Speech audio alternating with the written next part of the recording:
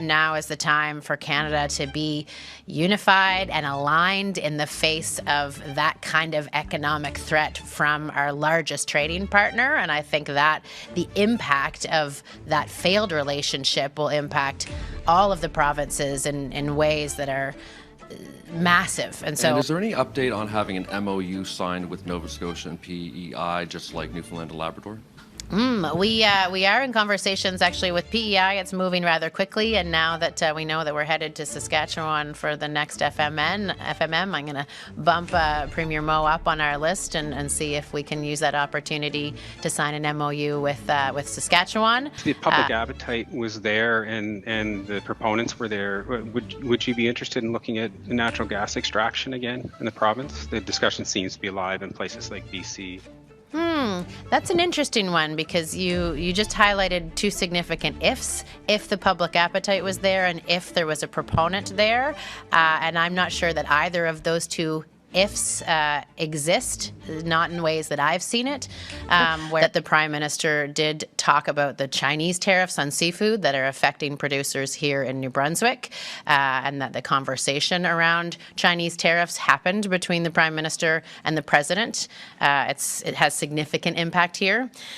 J'ai fait tariffs being threatened on the film industry, and flagged to the Prime Minister and the table that those will have a negative impact on New Brunswick, where we have a rapidly growing and in exciting ways film sector here in New Brunswick, and the threat of the U.S. tariffs is one that is serious and that matters to us, not only to the Torontos or Vancouvers or Montreals of the world, but we have some great film producers growing their business and doing more and more things in New Brunswick, and so we made clear the negative impact that those tariffs would have on this province. Alors, j'ai partagé building projects to really re-energize our economy, to grow our opportunities, to trade with each other and with the world. And the Prime Minister asked premiers for suggestions on what those projects should be. Thankfully, New Brunswick is bursting with opportunities, and as folks here know, we set out in our speech from the throne a commitment to retool our economy for growth and for trade diversification, for greater productivity and competitiveness. So I was really pleased to lay out for the Premier, the Prime Minister, opportunities for federal partnership with our ports in Beldoon and St. John, who are ready to increase their national and their international trade, imports and exports of energy products and other materials and goods, with additional investment and partnership from the feds in the infrastructure that supports that, whether that be the rail systems that feed into both of those ports, some of the transportation infrastructure that they encounter, and some of what's needed in the ports themselves. Through a property tax assessment freeze that was tabled in the legislature on Tuesday. We have heard from New Brunswickers, certainly on the campaign trail and definitely over these last 6 months, how hard they are finding it to pay ever-increasing property tax bills, and they see their assessments going up and up and up every year, and their bills going up every year, and they have been asking us for relief and for affordability support on a number of files, but particularly on the affordability of their homes and their property taxes. And so we had committed to an overhaul of the property tax system. We have started doing that work. There are a lot of options on the table, but very few of them that could be converted into legislation that could have landed by June 1st. So the first step we're taking to provide relief to New Brunswickers is a freezing of their property tax assessments for 2026. Because New Brunswick is particularly vulnerable to the impact of tariffs just due to the volume of trade that the province does with the U.S., has Carney indicated whether there might be any federal relief measures for New Brunswick?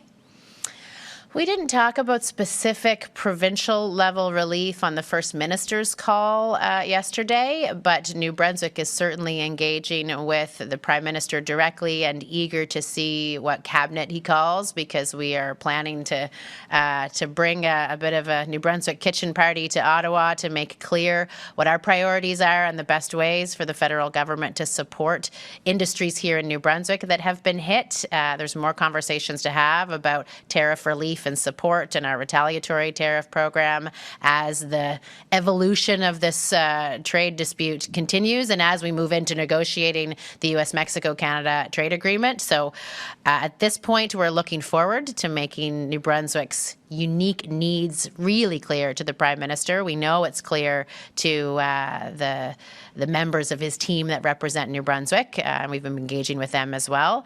But we haven't yet talked about specific tariff relief for New Brunswick companies, other than, I should say, the work that's ongoing with different New Brunswick companies around receiving their remissions from the funds available, getting exemptions on import tariffs. That's work that we're doing on a daily basis with New Brunswick companies as they experience challenges.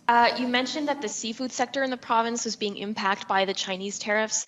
Are there any specific relief measures from the province for the seafood industry at this time?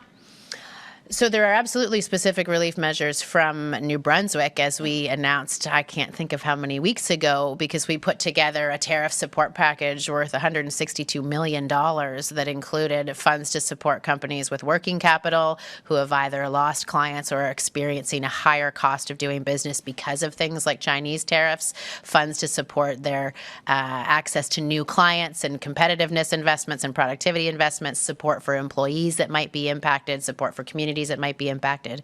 So that New Brunswick tariff relief package opened up a couple months ago and is available to those producers and fishers that are experiencing challenges from tariffs, even though they might be Chinese and not U.S. Thoughts on Alberta Premier Danielle Smith's separatist threats. Is that helpful right now? And do you have a message for her? Ford said Carney needs to be nicer to Alberta. Do you believe that to be true?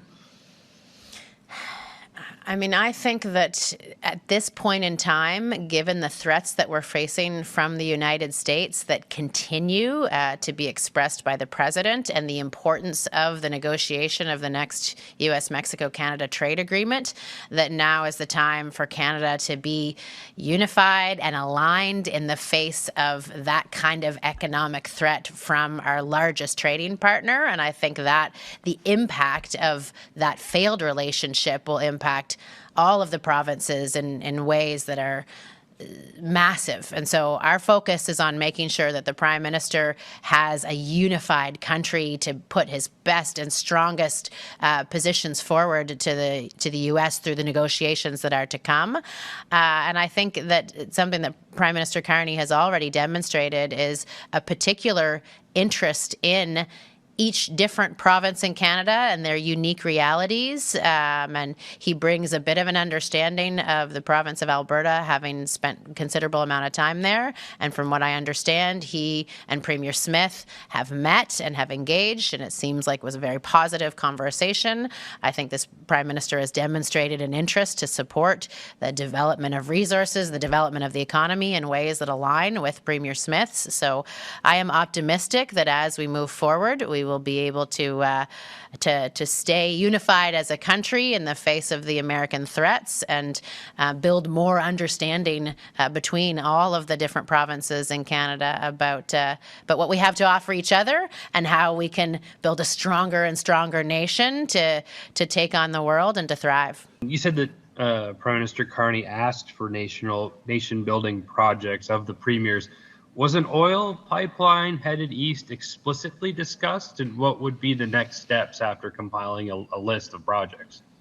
So an oil pipeline headed east wasn't discussed explicitly on the call. It was, I think, mentioned by a couple premiers, but whether it's in their submission lists to the federal government, I'm not sure. New Brunswick has prepared a list to submit it, and includes the priority items that I expressed today, the support for our ports and for our modular housing industry, for the development of critical minerals in New Brunswick, as well as other things. I think each province is doing that work of building their priority lists to send to the federal government. So we'd be interested to see where a project like that lies on those lists, but it wasn't an explicit conversation at the First Minister's meeting yesterday. Premier, do you have a better idea now that we've had a little bit of time since the federal election results and the meeting with Prime Minister Carney, with the list of priorities that you gave to the new federal government, what might be dealt with first? Not necessarily what you think should be dealt with first, but what you believe the federal government will make a real impact on First with the list that you provided? Well, given that the list is due like tomorrow, the sense that we get from the federal government and certainly from the Prime Minister from yesterday's meeting is that he is going to act and wants to act quickly, that his commitment to tearing down internal trade barriers by July 1st remains. And so we had a chance to express to him the importance of making sure the Coastal Trading Act is included in that as a barrier of issue here in New Brunswick, as well as some of the regulations around CFIA that force the duplication of inspection services that cost time and money to New Brunswick businesses. But really what we've seen from the Prime Minister here, that we're a week or two out from the election and prior to cabinet selection, is a sense of nation-building projects that they've asked us to deliver, a need to focus on our economy and our trade and our infrastructure to support trade, a focus on housing, and clearly a focus on a new relationship with the United States where Canada is going to win, and we're going to see a strong and effective trading relationship and trading agreement in the future. And is there any update on having an MOU signed with Nova Scotia and PEI, just like Newfoundland and Labrador? We are in conversations actually with PEI. It's moving rather quickly, and now that we know that we're headed to Saskatchewan for the next FMM, I'm going to bump Premier Moe up on our list and see if we can use that opportunity to sign an MOU with Saskatchewan. And so I don't have a date of that next announcement for you, but the conversations have been positive. It's just fitting it into getting back into the legislature and some of the work that we're doing around freezing property assessments and supporting New Brunswickers and improving their access to healthcare. And so we're fitting it into the calendar, but it's moving forward positively. Mark Legier, CBC, please unmute your microphone and ask your question. Where did things stand with respect to critical minerals development in the province? Where are the opportunities in your mind, the best opportunities? Oh gosh, there's a lot of opportunities, Mark, so thank you for that question, and I wish I had my map in front of me so that I could go through with you all of the places where New Brunswick has some of the most world-class deposits. We know we have 21 of the 34 minerals that Canada has identified as critical here in New Brunswick, and that includes antimony and tungsten and molybdenum and copper, and I won't be able to name them all for you, although we can get you that information, and developments that are restarting in places like the Caribou Mines, the progress that they've seen at the Sisson Mine. There's projects down south, and I'm going to forget the name of the lake that they're beside. There's Mount Pleasant. We can get you, if you'd like, the full map that the Department of Natural Resources has on the mineral opportunities in New Brunswick, where they exist, what stage of development they're at, which ones are really close to development, which ones are in the exploration phase, because there are a number of them that are ready to be realized through good partnership with the federal government on a robust permitting process. And I will add that both Minister Hare and myself have engaged with First Nations leadership in New Brunswick on this subject, going back a number of months and weeks and have been pleased with the engagement around a new role for First Nations in mineral development projects, where they come into the table as partners, where there's opportunity for equity as we develop our resources for the benefit of all New Brunswickers. The public appetite was there and the proponents were there. Would you be interested in looking at natural gas extraction again in the province? The discussion seems to be alive in places like BC. That's an interesting one, because you just highlighted two significant ifs: if the public appetite was there and if there was a proponent there. And I'm not sure that either of those two ifs exist, not in ways that I've seen it, whereas I do see a lot of interest from both the market, from proponents, from partners and communities to realize the benefits of the minerals that are here in New Brunswick. I think that's something that we can move quickly on and deliver a benefit to New Brunswickers in a shorter amount of time, that also recognizes where we are at in the global marketplace. The demand for these critical resources is insatiable, and you can see see why, given the role that many of those minerals play in the defense sector, which is growing both in Canada and globally, as well as the green economy. And so the demand is there and the supply exists in New Brunswick, whereas the competitive market to supply natural gas to places around the world looks very different. And so maybe that partly explains why there aren't proponents at our door expressing interest in that opportunity, whereas we have proponents that are very keen to partner with New Brunswick on the minerals that they need